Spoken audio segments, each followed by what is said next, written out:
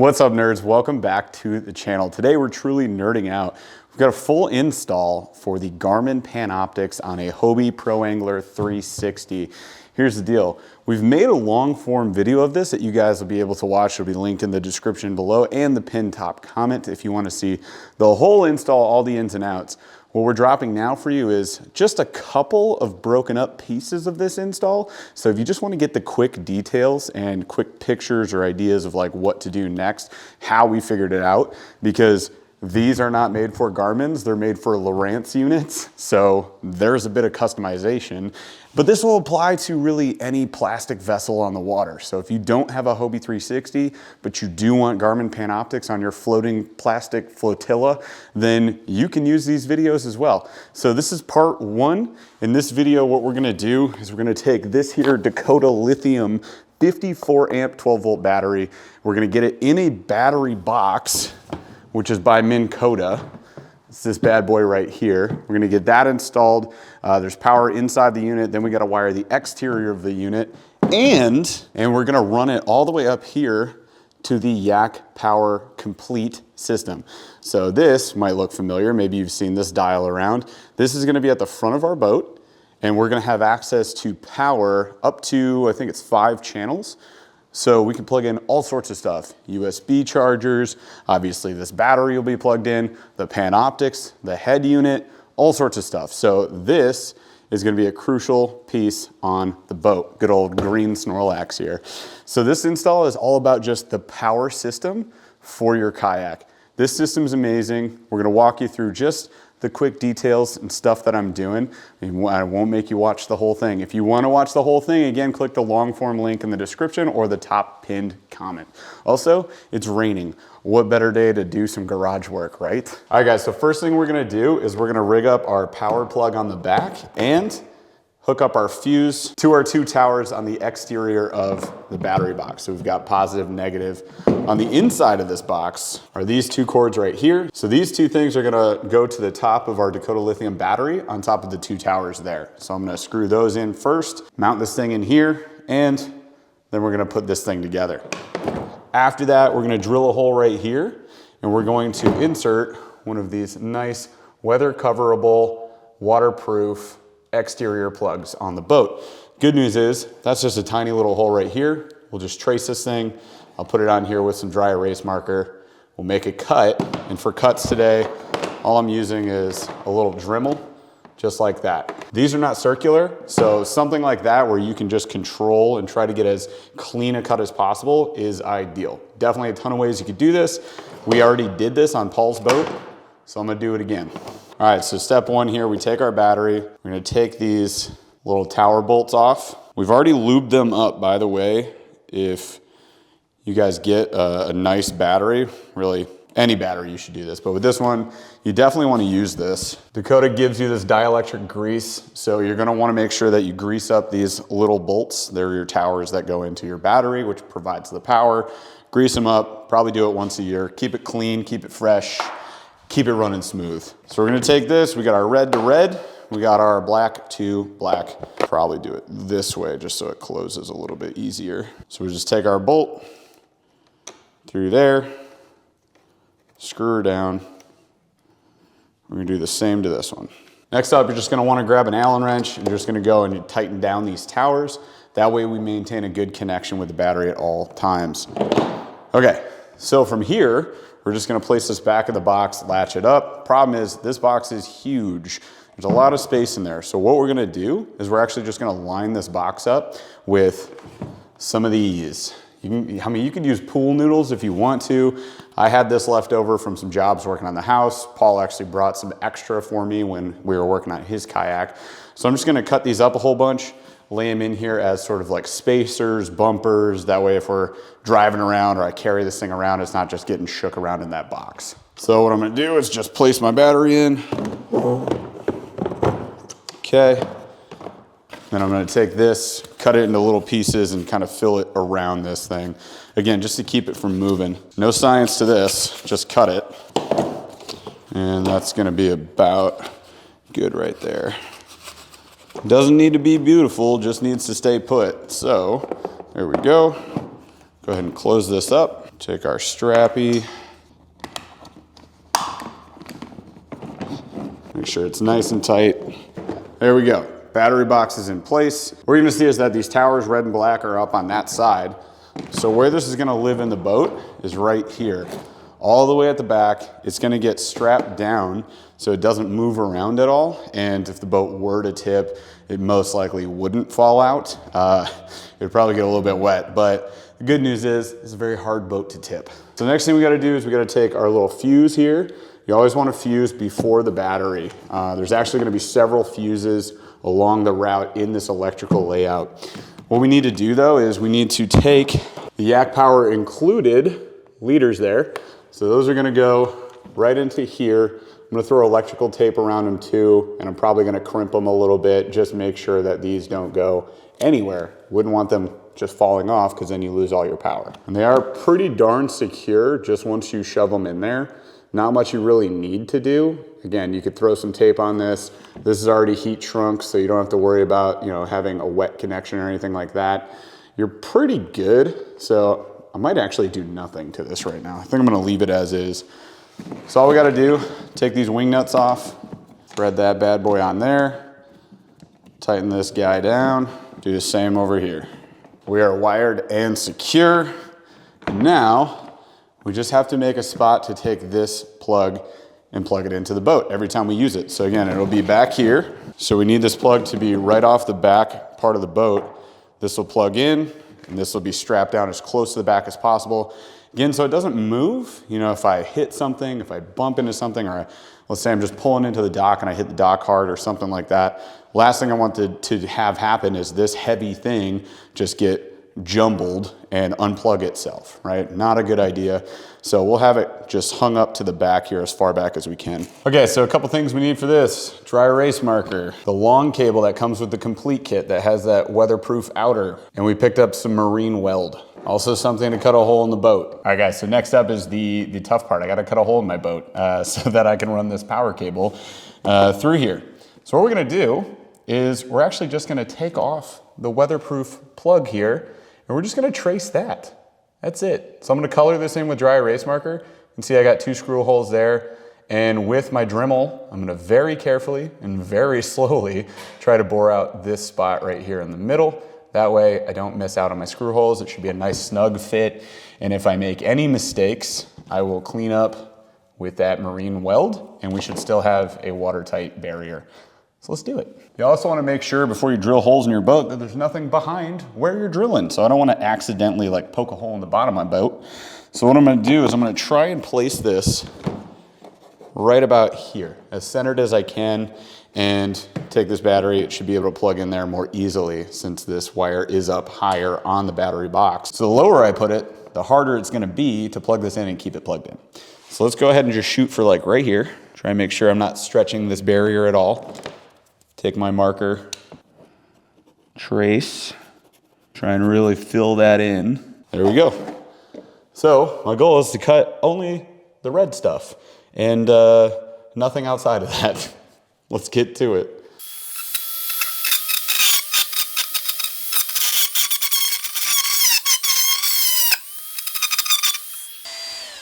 Okay, that went not terribly. So I think we actually got a pretty good size cut right there. Check that out. Boom. So what we're gonna do then is we're gonna just thread this thing down into here and hope that it fits nice and snug as a bug in a rug. Oh, that's perfect. So no mistakes. We got spots for screws on both sides. What you can't forget before you throw glue in there is to throw this weather guard back on there so that we can cover this up in case it rains or water gets in here. Because you're in a kayak, in the water, it's gonna happen. To be 100% honest, I think the Dremel is the deal. You get this little drill bit with a guide so you can make sure that that bit isn't sticking out too far, and then you just start high speed to punch the first hole and then decrease your speed. I did a 4. And it's gonna take the plastic off, trust me. You just do not want this thing to catch, and then it's gonna shoot the drill bit across and it's gonna make a hole you don't wanna make, trust me. So if you take it slow, it's actually a really clean cut, and if you trace it, it's gonna look good. Okay, so last point here, you have to make sure that you line this up right, because you're gonna put screws through that weather guard in the back. So make sure that you can close this like so, because it is one direction. It does not work the other way. So make sure it's facing the right way. It'll close, so let's slide this all the way in. Giggity, giggity. I'm gonna pull it tight here. Now, I'm not gonna pre-tap these. You could definitely pre-tap them. These are pretty sharp screws. You're good. Just take it slow. Don't use an impact driver. Use a regular drill on a low drill setting, and nice and easy, put this baby in the boat. So next thing we're gonna do is we're gonna apply our marine weld just around behind this. We're gonna stick that down, then we'll pop in our screws, then we'll go back in with paper towel and just clean up the mess. So this right here is a 5-minute set. It goes quick, so you gotta move. You're on a timer. So you just mix this up. It's just an epoxy mixture. I like to use a popsicle stick for this. Blech. And you end up getting this little white mixture there. So just put a little bit on, popsicle stick. I'm just gonna apply it right behind here, all around the plastic. And again, this way, like, you don't have to have the most accurate cut, and it's gonna double secure the whole situation here. Don't worry if you make a mess, it just basically hardens into a plastic. Again, we made a pretty good hole here, so I'm not too worried about it. So I'm just gonna stick that down, take our first screw, line her up. Again, nice and easy. I don't wanna strip these screws out or mess anything up here. And that thing is going nowhere. Where are you going? Nowhere. Good idea, grab some paper towel. You can even just kind of like get it with your finger there a little bit. And we just want to wipe her on down. Boom. And that is solid. Now you can see we got our wire here we're going to run to the front. Do that in a second. But this is where this is going to plug in right here. So it's gonna need to be pretty far back there. So most likely what we'll do is we'll have it strapped right here. So you don't have like a ton of room here, as you guys can see, lengthwise on this. So I've got this here, you just plug it in this way and you're good to go. That is clean, baby. So next up, we're gonna add a length of wire. We gotta get this unit all the way up to the front. So the wire's gotta run the whole length of the boat. And then in the front, we'll have that Yak power controller unit. We're gonna run this wire actually up to this bin here. And then I'm gonna reach in with the excess, throw this on there, and then we'll run it the rest of the way up. This is where having a long arm can be helpful. Got it. Okay, so we got the cord through. So instead of another long cord, I'm just gonna take this shorter length. It's probably about a 4.5 foot one, and we're gonna plug that in. They do come with this little piece right here. I'm just gonna take off the weatherproofing because I don't need it. And we're not going to cut this off and replace it with one of these. It's just kind of unnecessary. I don't see the point. And then I still have this one. If I want another external plug, I can go back and do this. And also, if I do want this piece later on, I can always come back, cut it, and replace it. Not a big deal. So for now, I'm just gonna do less cuts, less electrical. Let's go. So we plug this baddie in. And they hold real tight too. Tuck that under, and we're gonna run this up to the front of the boat. Oh, there we go. Never was good at basketball, but long arms help with stuff like this, so that's cool. So now we got our cord here. You can definitely like pinch it underneath like all the foam. So if you guys know, most kayaks have foam inside of them. It helps with the flotation. That's how you can have a bigger weight capacity. This is like a 600-pound weight capacity on a Hobie Pro Angler, 14-foot 360 edition. Now we got the scary hole to drill.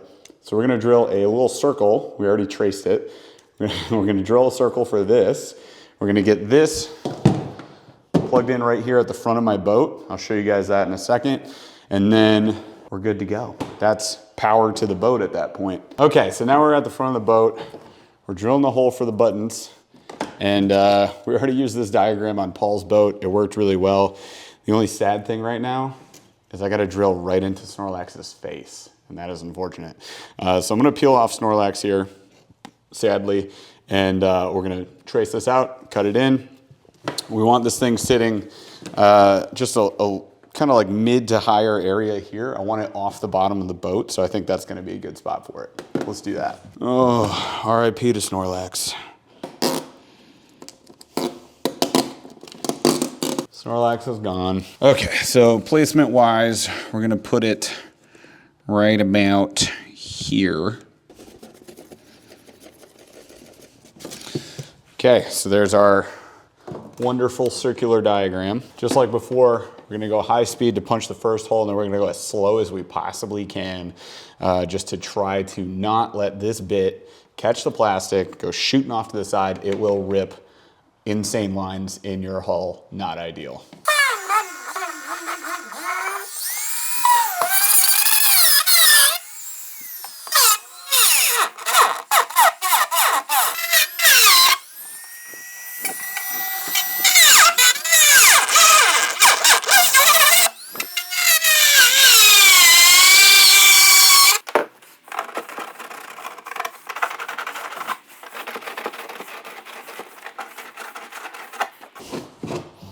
That should do it. Come on, buddy, you can do it. Yes. We're in, there we go. Got our buttons right up front. Easy to access, good to go. So, there's tabs on the back of this. I'm gonna let those out. I'm gonna go marine weld right behind this. So I'm gonna take this out, coat the thing, pop this back on. It'll be glued down, it'll be screwed down, it'll be watertight. I love that. Perfect fit, dude.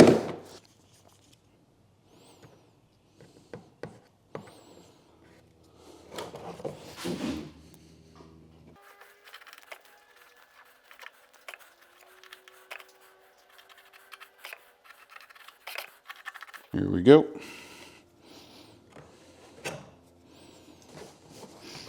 There's that. Here comes a fun part. All right, just gonna wipe down this.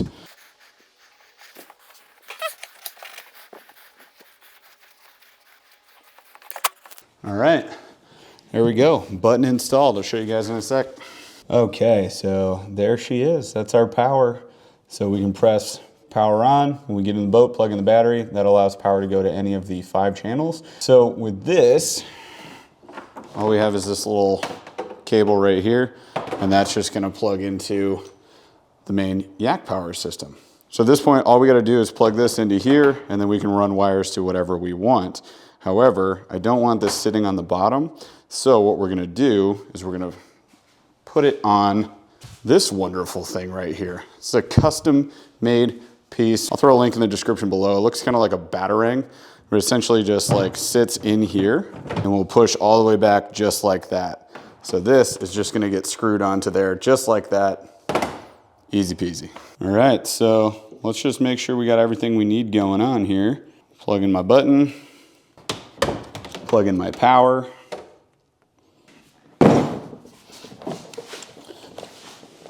Plug in my battery. By the way, I didn't show you guys this, but check this out. Boom, so I can test my battery anytime. Pretty helpful. All right, so that's plugged in. Let's see if we did it right. If we press the power button here, there we go. All lights on, and then you can choose what to power. You can actually hear it. Pretty cool. There we go. So that's it. All right, guys, so that's all there is to the yak power system install. Not too bad. I mean, you do have to cut a hole in your boat. There are, I will call it out here, there are other options. It does not work in this boat. Unfortunately, the cable to that button display unit is fixed. So you're gonna have to do a whole lot more electrical work if you wanna get a longer cable there, or potentially you could go through Yak Power and see if you could do it. If you have the Hobie 12 foot, or if you have a 12-foot boat, 10-foot boat, and you've got one of those little like mid-console storage unit things, then you could get like a drop-in bucket.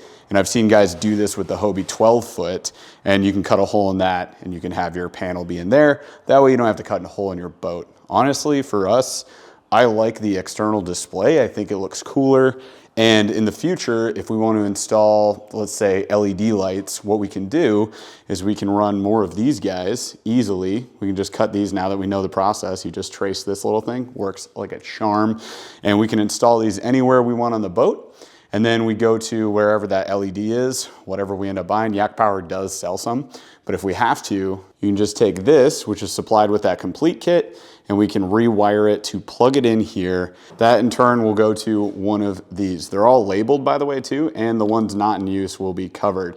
We're gonna use these two right here. And of course the power one is already plugged in back here. So we got that one going. But we're gonna use channels 1 and 2 for Fish Finder and Panoptix, and you guys will see that in the next video. So on the next video, what we're gonna do is we're gonna mount our Panoptix network unit as well as the Yak Power unit to this, put this in there. I'm gonna drill another set of holes in the boat. That's right, there's still one more that has to happen. And that's gonna have a 3-way through hole wiring kit from Hobie that'll be installed in the front near the buttons. And that'll be for the slew of cables, these 3 in fact, that have to go to our Garmin unit. So this is for our 106 SV Garmin display. And it requires a lot of cables. So we're gonna have to run them through the boat. So that'll be in another video here. Thank you so much for watching this one. Hopefully this was helpful if you're looking to get a Yak Power system in your kayak.